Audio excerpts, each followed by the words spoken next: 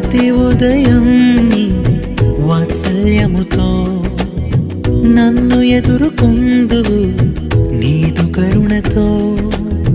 ప్రతి ఉదయం నీ వాత్సల్యముతో నన్ను ఎదుర్కొందువు నీదు కరుణతో.